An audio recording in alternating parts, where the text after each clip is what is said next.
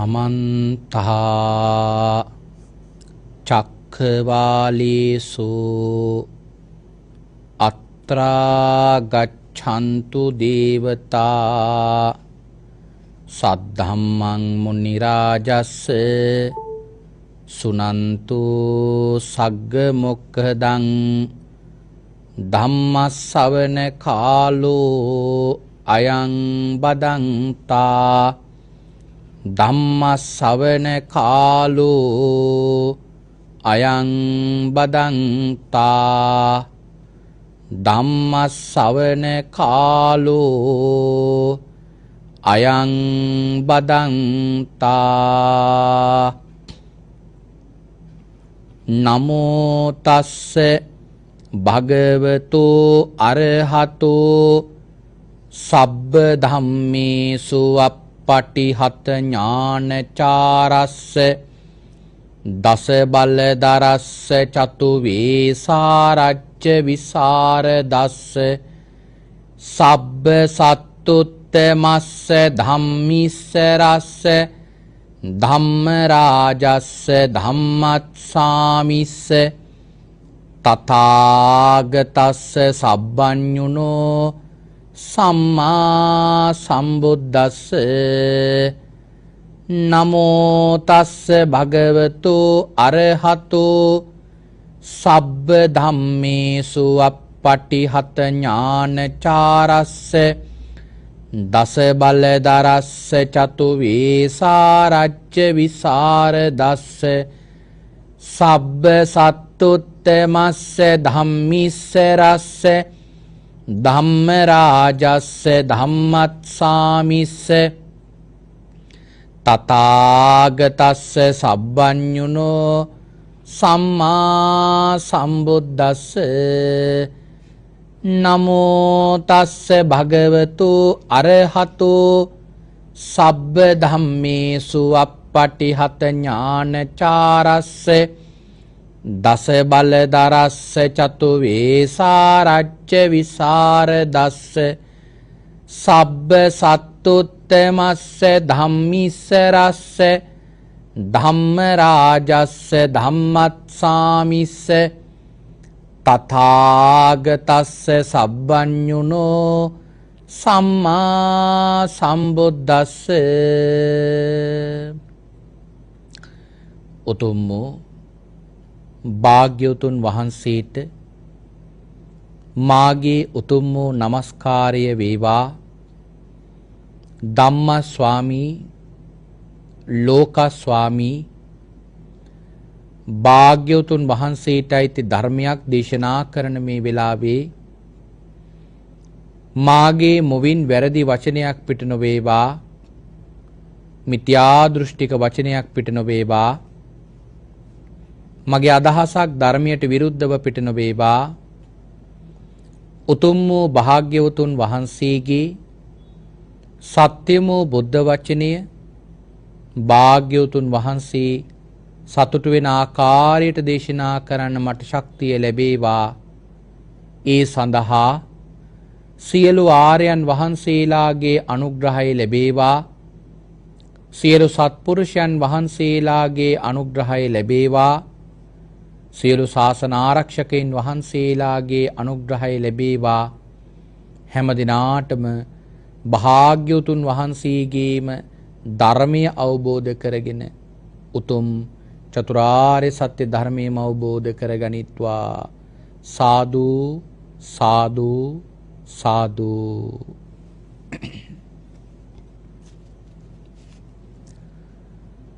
සද්ධර්ම ශ්‍රාවක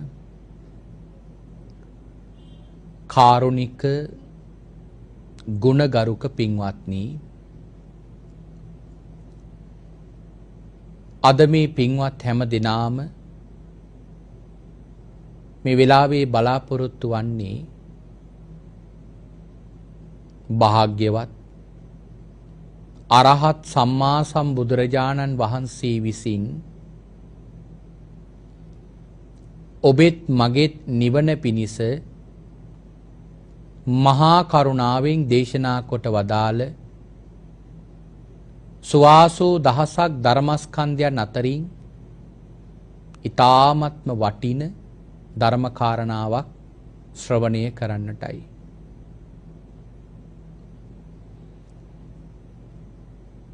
පින්වතුනි, අපි මේ මනුෂ්‍ය භවයක් ලබලා තියෙන ආත්ම භාවය,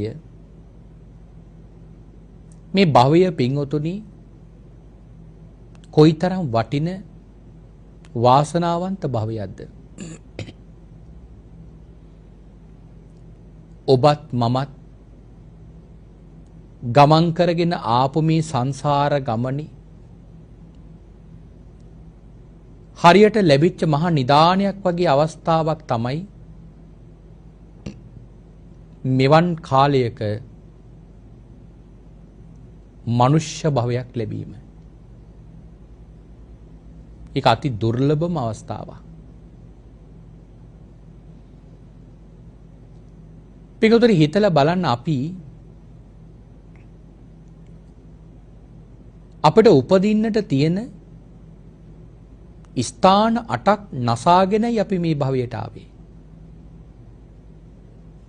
නිරය ලෝකය, තිරිසන් ලෝකය, പ്രേත ලෝකය, අරූපතල,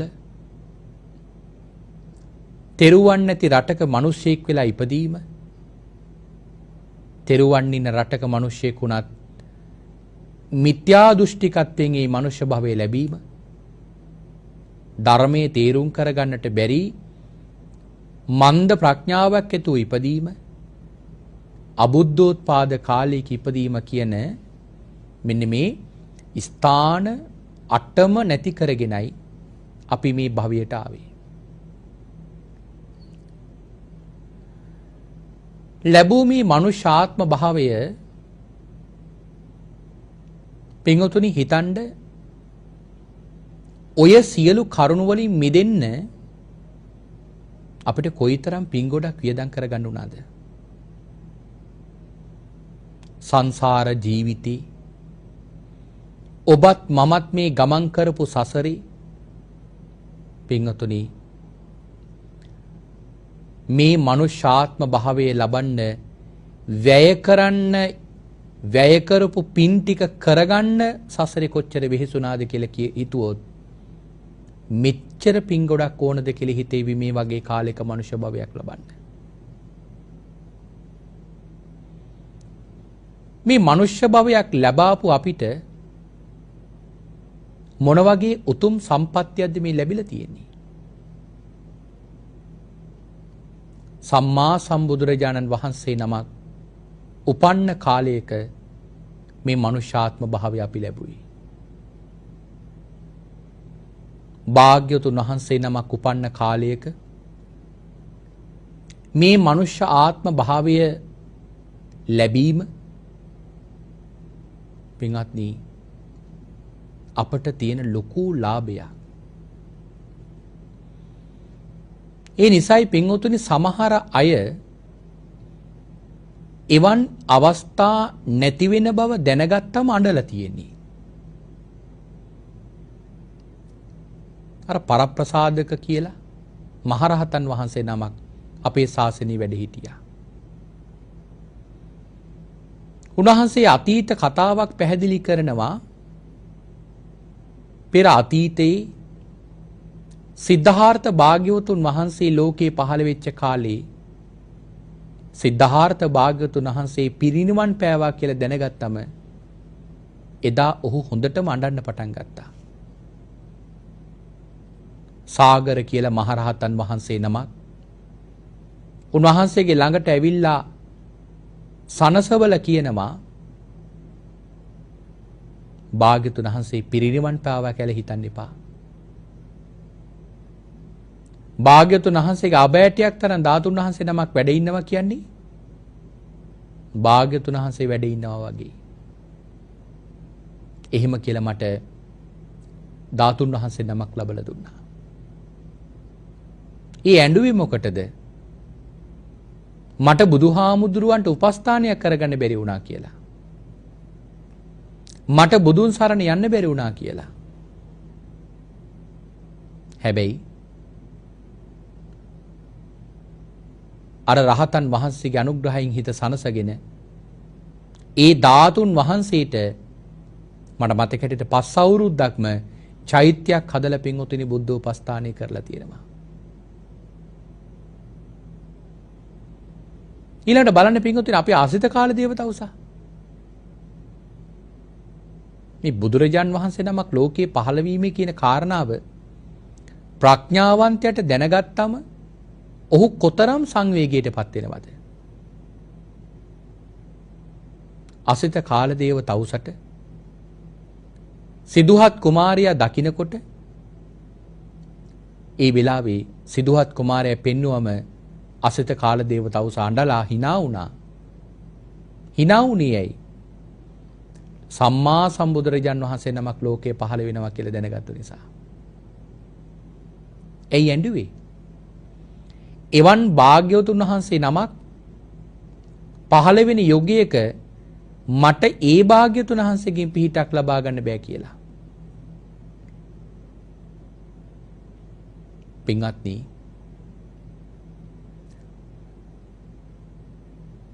අසිත කාලදේව තවුසට පින්වතුනි එදා බුදුරජාන් වහන්සේ පිළිබඳ ලොකු අවබෝධයක් ලොකු ශ්‍රද්ධාවක් තිබුණාමයි කියලා කියන්න බෑ.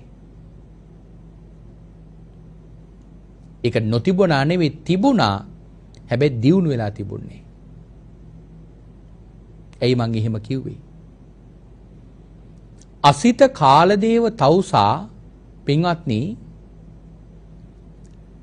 ලොකු ශ්‍රද්ධාවක් භාග්‍යවතුන් වහන්සේ පිළිබඳව පිහිටාගෙන තිබුණා නම් අසිත කාලදේව තවුසට තිබුණා නේව සංඥා නා සංඥායතිනි උපදින්නට හිත පිහිටුව ගන්නේ නැතුව දිව්‍ය තලයක රූපාවචර බ්‍රහ්මතලයක හිත පිහිටුවා ගන්න. එහෙම නැත්නම් නැවත මනුෂ්‍ය ලෝකෙට මෙන්න හිත පිහිටුවා ගන්න. හැබැයි තණ්හාව පින්වතුන් ඊට වඩා බලවත්. මොකද තණ්හාව? අර අරූප තලයක තිබෙන තණ්හාව ඒ සැපයට ඊට වඩා ඇලිලා හිටියා.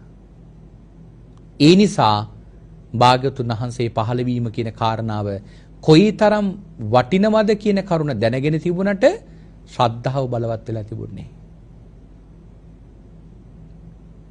ඒක සාමාන්‍ය ඕනම කෙනෙකුට වෙන්න පුළුවන්. ඕන කෙනෙක් පොයි දවසක යෝජනා කරනවා සිල් ගන්න. මිත්‍රෙක් ආරාධනා කරනවා නිමාඩු දවසේ අපේ ගෙදර පාටියක් තියෙනවා. ඉන්න. සිල් ගන්නවා කියන එක ගොඩක් හොඳයි කියලා Taman දන්නවා. හැබැයි පාටිය කියන එක පිළිබඳව ඊට වඩා තණ්හාවක් තියෙනවා. මොකද ඒ විඳින සුවය ඒ තණ්හාවෙන් විඳින සුවය Tamanට දැනෙනවා. හැබැයි සීලය රැකලා ඒ විඳින සැපය මේ වෙලාවේ පින්වතුනි දුෂ්ප්‍රඥයන්ට අවබෝධ වෙන්නේ නැහැ. ඒක අවබෝධ වෙන්නේ නැති නිසානේ පින්වතුනි ගොඩක් අය සිල්පද කඩාගන්නේ. ගොඩක් අය සිල්පද කඩාගන්නේ ආන් ඒ නිසා. පින්වත්නි මේ කාරණාව අතිශයින්ම වැදගත් කරුණක්.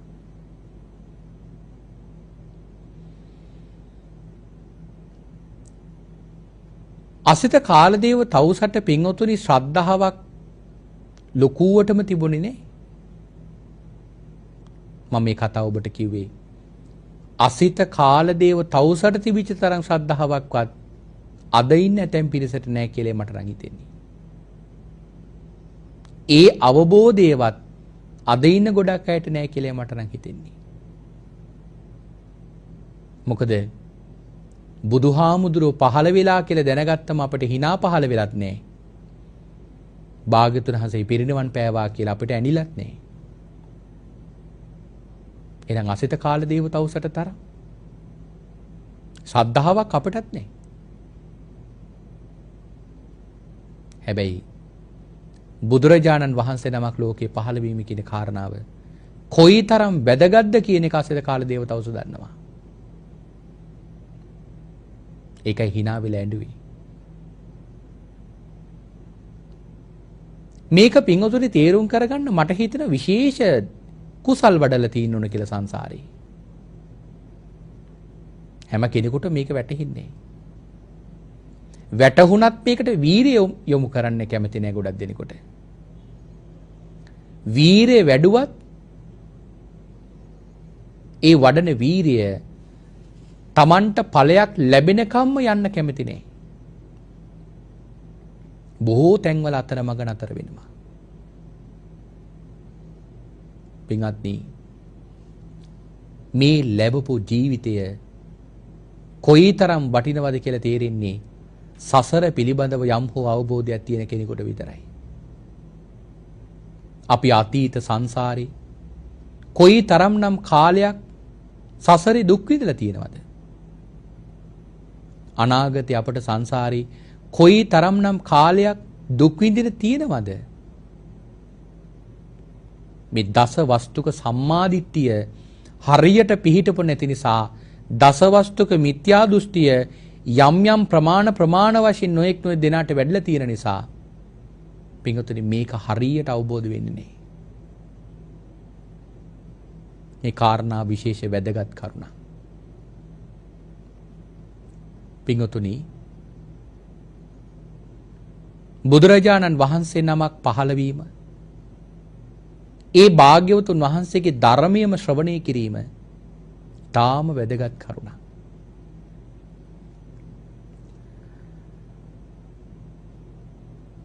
අපිට මේ අවස්ථාව තමයි තියෙන්නේ, එකම අවස්ථාව මේ සසරින් නික්මෙන මඟ වඩන්න.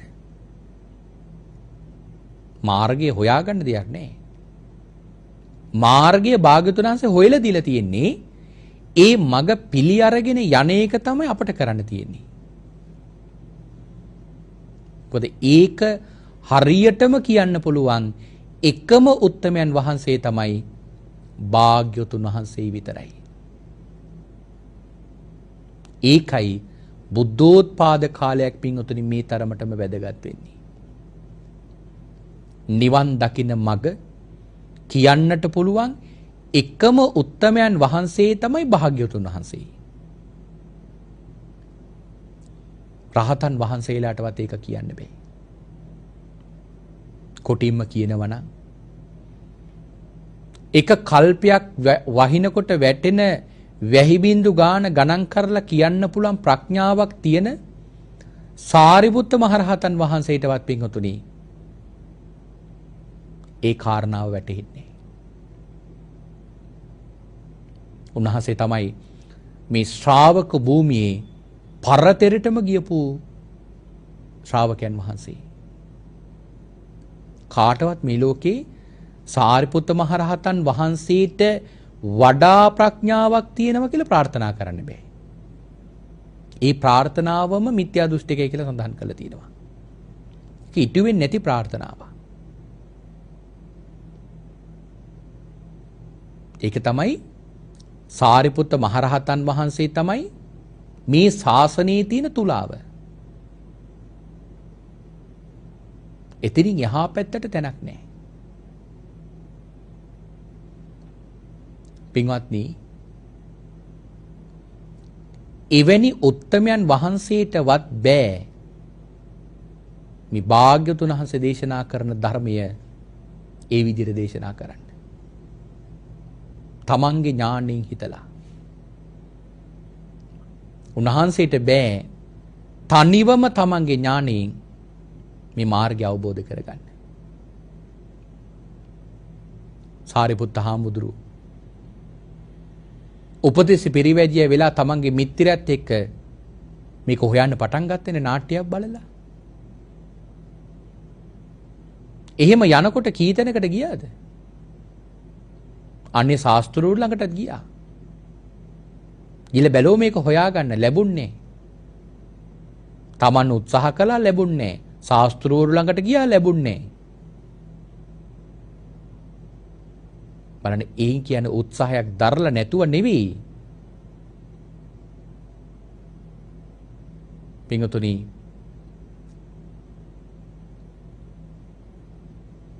උන්වහන්සේට පස්වග මහණුන්ගෙන් එක නමක් වූ ඒ උත්තමයන් වහන්සේ ලැබෙනකන්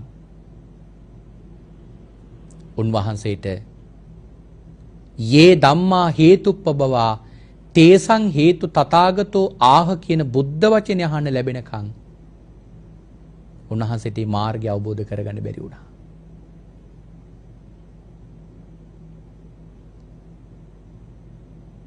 බලන්න එහෙමනම් ඒ උත්තමයන් වහන්සේටවත් ඒක කරගන්න බැරි වුණා. අපි කොතනද ඉන්නේ?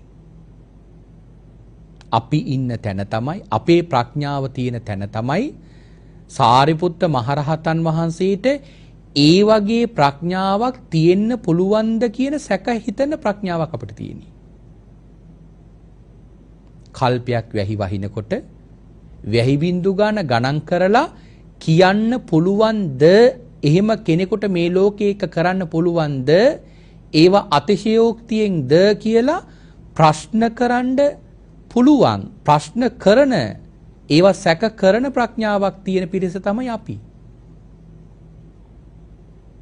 ඉවැනි උත්තමයන් වහන්සේට ඒ තරම් ප්‍රඥාවක් තියෙන ඒ උත්තමයන් වහන්සේටත් පින්වතුනි සෝවාන් වෙන මඟ හොයාගන්න බැරි වුණා.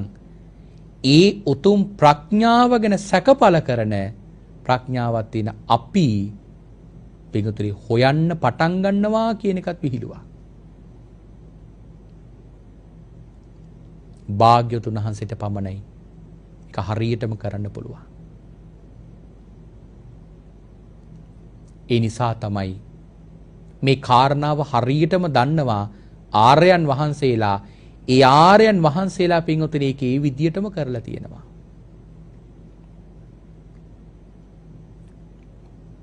කොහොමද? ඒක උදාහරණයක් සඳහන් කරනවා නම් මජ්ක්‍ධිම නිකායේ මහා කච්චායන බද්දේකරත්ත සූත්‍රය.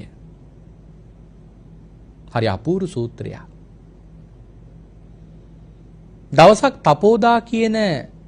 තපෝදාරාම කියන විහාරයේ සමිද්දි කියලා එක්තරා තෙරුන් වහන්සේ නමක් වැඩ ඉන්නවා. උන්වහන්සේගේ ළඟට එක්තරා දේවතාවියක් වැඩම කරලා ප්‍රශ්නයක් අහනවා. ස්වාමීනි ඔබ වහන්සේ මේ බද්දේකරත්ත භික්ෂුවකගේ බද්දේකරත්ත ගාථාවන් දන්නවද කියලා අහනවා. බද්දේකරත්ත කියලා කියන හොඳම භික්ෂුවකගේ ඒ ගාථාවල් බුදුහාමුදුරුවෝ දේශනා කරා ඒක ඔබ වහන්සේට කටපාඩම්ද කියලා අහනවා. සමිද්දි තෙරුන් වහන්සේ කියනවා නෑ මට කටපාඩම් නෑ. සමිද්දි තෙරුන් වහන්සේ දේවතාවියගෙන් ඒක අහනවා. දේවතාවිය කියනවා මටත් කටපාඩම් නෑ. නමුත් ස්වාමීනි භාග්‍යවතුන් වහන්සේගෙන් අහලා දැනගන්න තරම් වටිනවා කියලා කියනවා. දැන් සමිද්දි තෙරුන් වහන්සේ බුදුරජාණන් වහන්සේ හමු වෙන්න ගියා. භාග්‍යවතුන් වහන්සේගෙන් ගිහිල්ලා මේක අහනවා. භාග්‍යවතුන් වහන්සේ මේ වෙලාවේ ගාථා කිහිපයක් දේශනා කරනවා.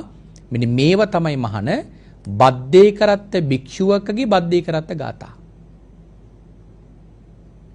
එක ගාථාවක් තමයි අපි නිතරම අහන්නේ.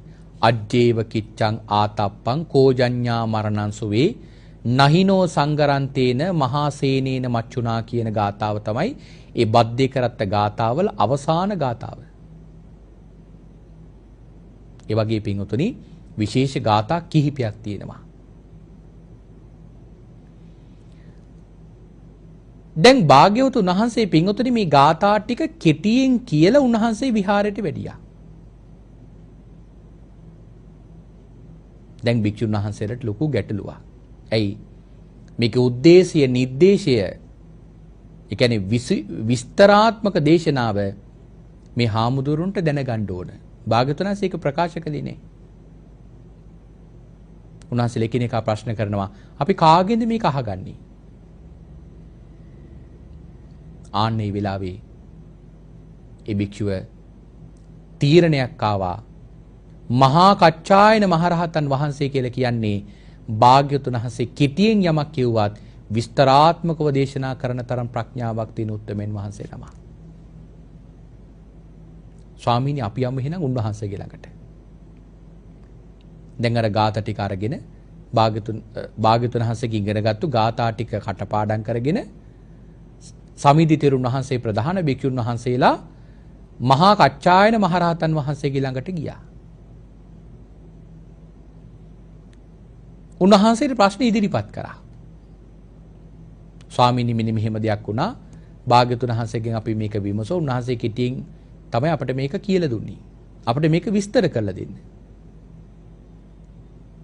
එතකොට පිංගුතුනි දැන් බලන්න බුදුහාමුදුරුවන්ගෙන් ඉගෙනගත්තු දෙයක් කච්චායන හාමුදුරුවන්ගේ ළඟට අරගෙන එනවා. ඒකේ විස්තරාත්මක පැහැදිලි කර ගැනීම අහන්න. සාමාන්‍ය කෙනෙකුට කොයිතරම් ලොකු මාන්නයක් ඉන්න පුළුවන්ද?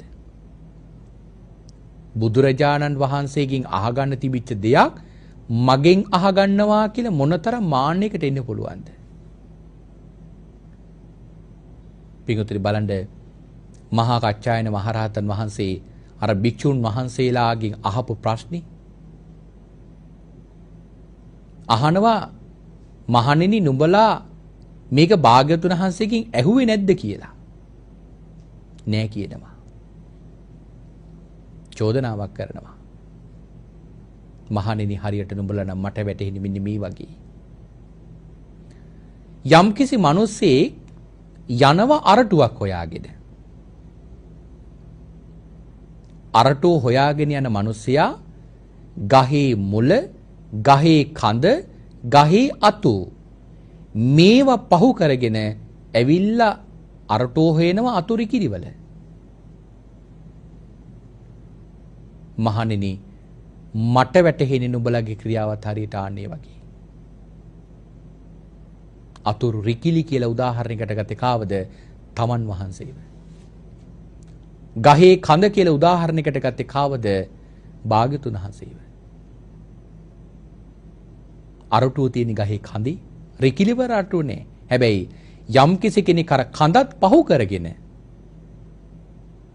රිකිලි විතරක් අහු වෙලා නෙවෙයි මේ ගහට නැගලා ගහේ කඳ පහු කරගෙන අර ලොකු අතුත් පහු කරගෙනයි රිකිලි වලට යන්නේ අරටුව හොයන්න.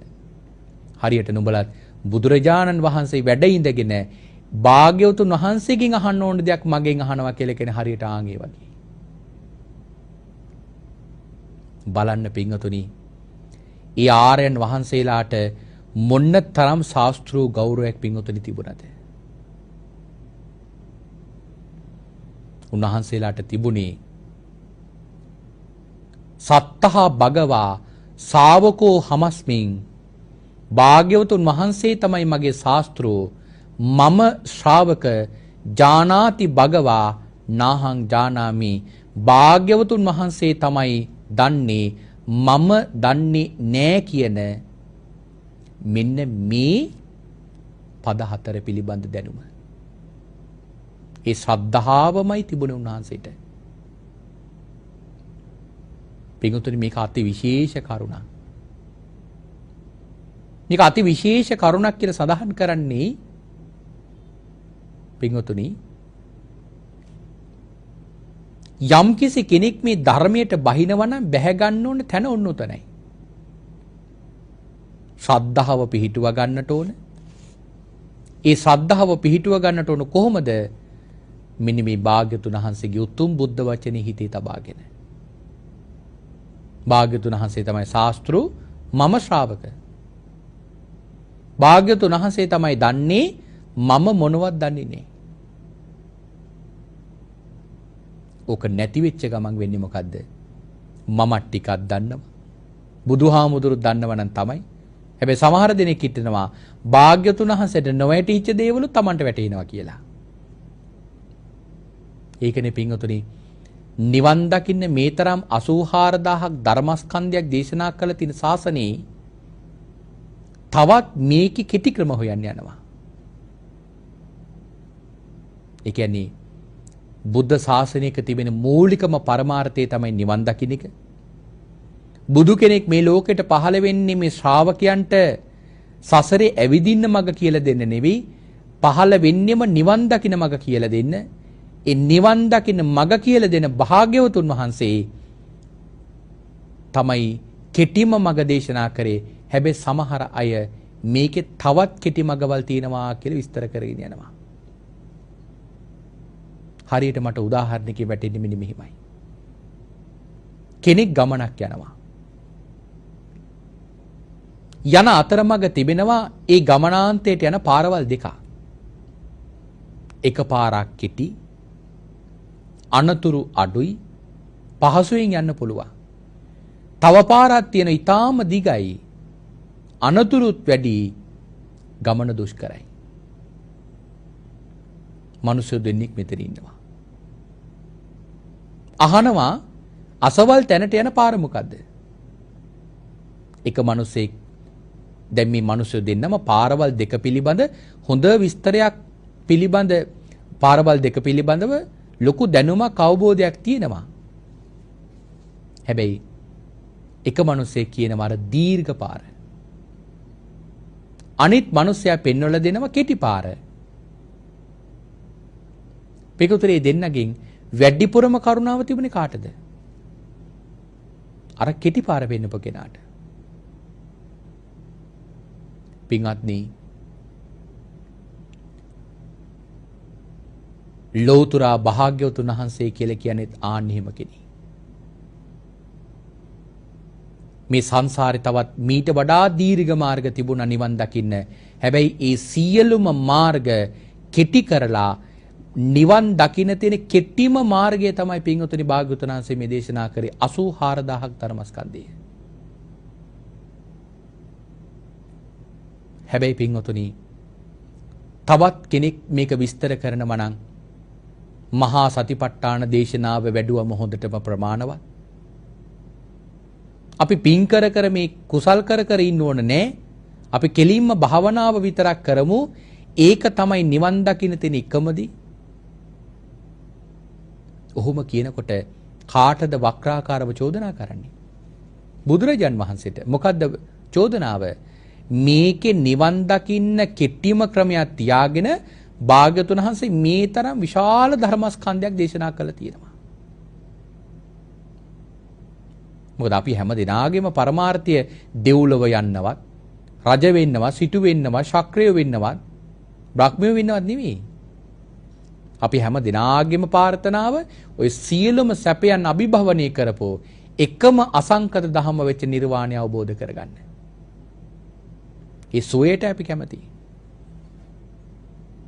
හැබැයි පිංගුතුනි සමහර දෙනෙක් මේක විස්තර කරනවා තවත් මීට වඩා ක්‍රම කෙටි ක්‍රම තියෙනවා කියලා. ඒකට භාග්‍යවතුන් වහන්සේගේ ඥාණයටයි අභියෝග කරන්නේ. පිංගුතුනි සැබෑ ආර්ය ශ්‍රාවකයෝ එහෙම උනේ නෑ. අපිට මේ ධම්මග කියලා දුන්නු. ඒ ආචාර්යවරු අපේ හිත පිංගුතුනි බොහෝම වටින තැනක හිත පිහිටෙව්වා. ඒ තමයි තිසරණේ. තිසරණේ මේ හිත පිහිටෙව්වා. තිසරණෙහි මුලින් හිත පිහිටුවල තමයි ධර්මී කියලා දුන්නේ. ඒ නිසා මේ ධහම පිළිබඳ කිසිම සැකයක් කිසිම පටලැවිල්ලක් කිසිම දවසක පිංගුතුනි ආවේ නැහැ. කරුණක් පිළිබඳ නොදැනගත්තොත් නොදැනගත්තා කියන සංඥා විතරයි තියෙන්නේ. මේක මෙහෙම වෙන්න පුළුවන්ද? මේක මෙහෙම වෙනවද? ඒ වගේ කවදාවත් සැකයක් ඇති වුණේ නැහැ. මේක මෙහෙම වෙනවා නම් මේ දේ මෙහෙම වෙන්නේ කොහොමද කියලා පටලැවිලි ඇති වුණෙත් නැහැ. ඒ මහ බෝසත් පාරමිතා පුරන මහ බෝසත්වරුසේ අපට මේ ධම්මග කියලා දුන්නු. ඒ ආචාර්යවරු අපේ හිත පළමු කොටම පිහිටෙවි තිසරණේ. අද මේ ධම්මග යන ගොඩක් දෙනෙකුට නොලැබිච්ච වාග්යත් උනෝකයි. මුලින් තිසරණේ හිත පිහිටවලනේ. මුලින් තිසරණේ හිත පිහිටවපු නැති ගමම්ම පිංගුතුනි කොච්චර වීර වැඩුවත් අතර මගදී අසරණ වෙනවාමයි. අතර මගදී අතරමං වෙනවාමයි. තිසරණයම තමයි මේ ශාසනයේ මුල. ඒ තැනට හිත පිහිටුව ගන්නට ඕන. පිංගුතුනි බුදුරජාණන් වහන්සේගේ කාලේ වැඩ හිටපු ඒ ආර්යයන් වහන්සේලා ඒක හොඳට දැනගෙන ඒක හොඳට කියලා දුන්නා. එක උදාහරණයක් කියනවා නම් මජ්ක්‍ධිම නිකායේ තියෙනවා ගෝඨමුඛ කියලා සූත්‍රයක්. දවසක් පින්වතුනි එක ගෝඨමුඛ කියලා බමුණි උදේන කියලා මහරහතන් වහන්සේ නමක් සමග වාදයක් කළා. ඒ වාදෙන් උදේන මහරහතන් වහන්සේ ගෝඨමුඛ බමුණව පැරැද්දෙව්වා. ගෝඨමුඛ බමුණා උදේන මහරහතන් වහන්සේ පිළිබඳව අප්‍රමාණ ශ්‍රද්ධාවක් ඇති කරගත්තා. ඒ නිසා ප්‍රීති ගාතාවක් කියලා පූජාවක් කරා. අභික්ඛන්තේ බෝ උදේන අභික්ඛන්තේ බෝ උදේන සේයතාපි බෝ උදේන නික්කුජ්ජිතං වා උක්කුජ්ජෙය්‍ය පටිච්චන්නං වා විවරෙය්‍ය මූලහස්සවා මග්ගං ආචික්කෙය්‍ය අන්ධකාරේ වා තේලපජ්ජෝතං ධාරෙය්‍ය චක්කු මන්තෝ රූපානි දස්සෙන්ති කියලා පින්වතුනි උදේන මහරහතන් වහන්සේ ගෝඨමුඛ බමුණාව උදේන මහරහතන් වහන්සේ කෙරෙහි ගෝඨමුඛ බමුණා ප්‍රීති ගාතාවක් කියලා පූජාවක් කරා. අද පටන් ස්වාමීනි මම ඔබ වහන්සේගේ සරණෙන ශ්‍රාවකයෙක් කියලා. පින්වතුනි කෙනෙකුට එහෙම කිව්වම ඒ කෙනාට කොයිතරම් ලොකු මාන්නයක් ඉන්න ඕනද? නමුත් බලන්න සැබෑ කල්යාණ මිත්‍ර සත්පුරුෂයන් වහන්සේලාගේ ළඟ තියෙන වෙනස. සැබෑ සත්පුරුෂ කල්යාණ මිත්‍රයන් වහන්සේ නමක් තමන් කෙරෙහි හිත පහදවාගෙන තමන්ට පුද පූජා පවත්වුවත් තමන් ගැන පැහැදිච්ච කෙනාව මුලින්ම පිහිටුවනවා කොයි තැනද? භාග්‍යතුන් වහන්සේ කෙරෙහි. උදේන මහරහතන් වහන්සේ නිසා මොකද කියන්නේ? බමුණ නුඹ මම සරණ ආවා කියලා නුඹට කිසිම දෙයක් ලැබෙන්නේ නැහැ. බමුණ මම යම් කිසි සරණක ගියා නම් නුඹත් ඒ සරණම යන්න. මම යම් කිසි සරණක ගියා නම් නුඹත් ඒ සරණම යන්න. මම ගියේ භාග්‍යතුන් වහන්සේගේ සරණ, නුඹත් ඒ සරණම යන්න. අන්තිමට පින්වතුනි හරි අපූර්ව කතාවක් මෙතන කියනවා. ගෝඨමුඛ බමුණ අහනවා, ස්වාමීනි ඒ භාග්‍යවත් අරහත් සම්මා සම්බුදුරජාන් වහන්සේ දැන් කොහෙද අහනවා වැඩ ඉන්නේ? යොදුනක්ද දෙකක්ද පහක්ද 10ක්ද යොදුන් 50ද යොදුන් 100ක් දුරින්ද ඉන්නේ? ස්වාමීනි මට කියන්න, මම උන්වහන්සේ හොයාගෙන යන්න.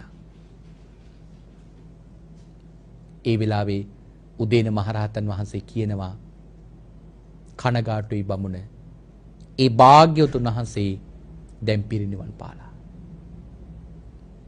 පිරිනිවන් පාපු භාග්‍යවතුන් වහන්සේ ගැනයි සද්ධාව පිහිටවන්න කිව්වේ, සරණ යන්න කිව්වේ. කොහොමද?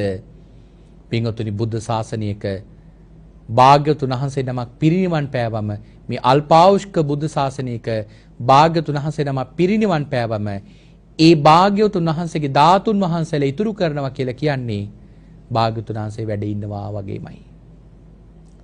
ඒක කියලා තියෙන පින්වතුනි ධර්මයේ අබ ඇටයක් තරම් ධාතුන් වහන්සේ නමක් වැඩ ඉන්නවා කියලා කියන්නේ බුදුරජාණන් වහන්සේ වැඩ ඉන්නවා හා සමානයි කියලා. ඒ නිසා බමුණව බුද්ධ සංඥාව කෙරෙහි හිත පිහිටෙව්වා. බමුණව බුදුන් සරණ යවුවා. තමන්ගේ සරණ ගත්තේ නැහැ. මෙන්න මේකට තමයි සැබෑ කල්යාණ මිත්‍ර සත්පුරුෂයන් වහන්සේ නමක් ලැබෙනවා කියලා කියන්නේ. පින්වතුනි අපේ ශාසනයේ ආර්යයන් වහන්සේලාගේ සංඝ ගුණ මෙන්න මේවයි. මොකද උන්වහන්සේලාට තිසරණ පිළිබඳව හොඳ අවබෝධයක් තියෙනවා.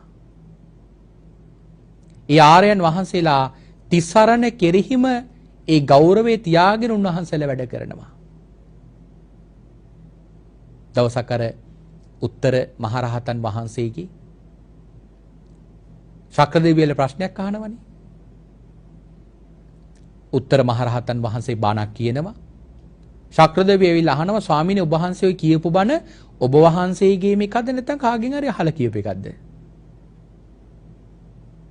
උත්තර හාමුදුර හරි ලස්සන පිළිතුරක් දෙනවා උපමාවකින්. ශක්‍රය නගර එක තැනක ධනවත් මිනිස්සෙක් දහන්නේ ගොඩක් ගොඩ ගහනවා. ඒ දහන්නේ ගොඩ නගරේ මිනිසුන්ට බෙදලා දෙනවා. අතරමඟ මිනිස්සෙක් ඉඳගෙන අර දහන්නේ අරගෙන ඉන්න මිනිස්සෙක්ගෙන් අහනවා කොහින්ද ඔය දහන්නේ? අර අසවල් ගොඩින් ගෙනාවේ. තව මිනිස්සෙක්ගෙන් අහන මොනවද මේ වාජනේ දහන්නේ? කොහින්ද ගෙනාවේ? අර අසවල් වාජනේ. අසවල් තැනින් ගෙනාවේ.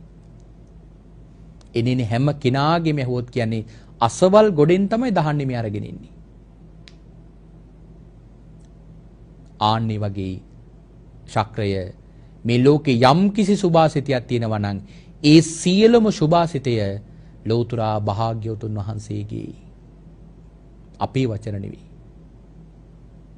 බලන්න මොන තරම් ශාස්ත්‍රු ගෞරවයක් ඒ උත්තමයන් වහන්සේලාට තිබුණාද?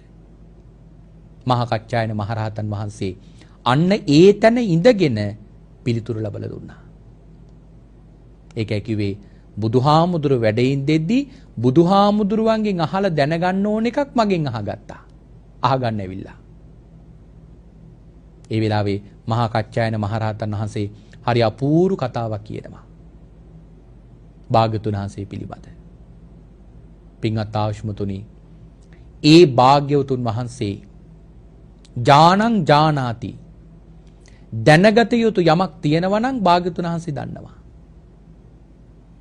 පස්සං පස්සති දැකිය යුතු යමක් තියෙනවා නම් දක්නාසේක.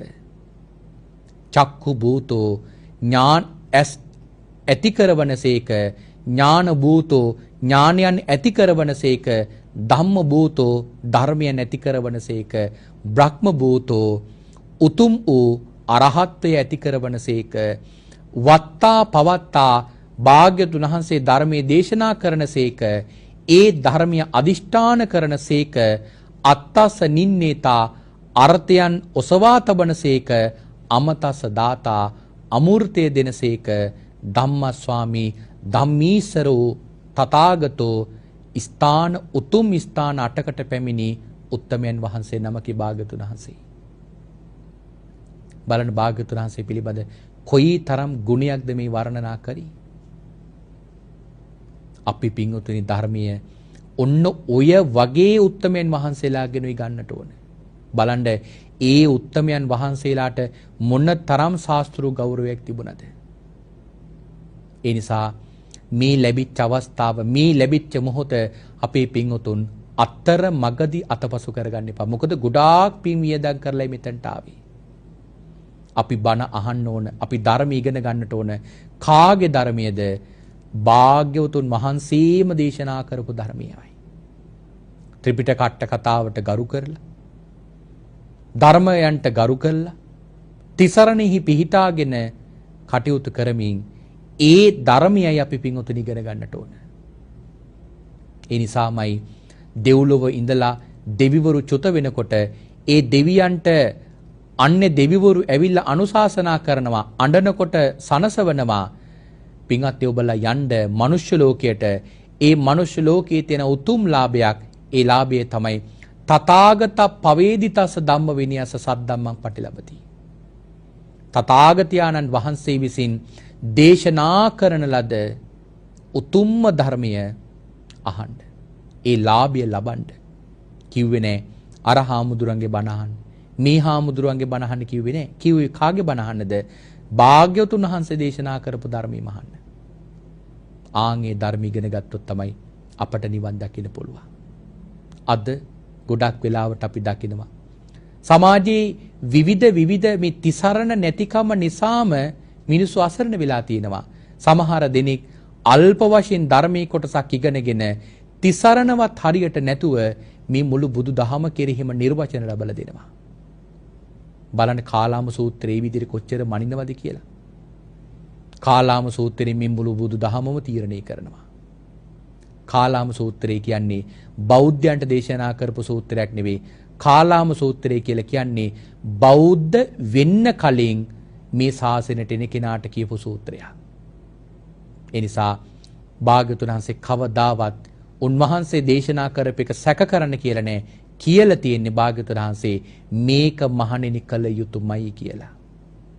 එහෙමනම් මෙන්න මේ කාරණාව නිවැරදිව අවබෝධ කරගෙන අපේ ශ්‍රාවක පින්වත් පිරිස නිවැරදි ශ්‍රද්ධාවේ පිහිටුවාගෙන බුදුන් සරණ යන ශ්‍රාවකෙක් බවට පත් වෙලා ඒ භාග්‍යවතුන් වහන්සේගේම ධර්මයේ පිළිපදිමින් මේ උතුම් වූ නිර්වාණය අවබෝධ කරගන්නට පාරමිතාවක් කරගන්නට ධම්මානුධම්ම ප්‍රතිපදාවේ හැසිරෙන ශ්‍රාවක පිරිසක් බවට පත්වන්නට ඔබ හැම දිනාටම මේ උතුම් ධර්මීය හේතු වාසනා වේවා කියලා අපි මේ වෙලාවේ ප්‍රාර්ථනා කරනවා.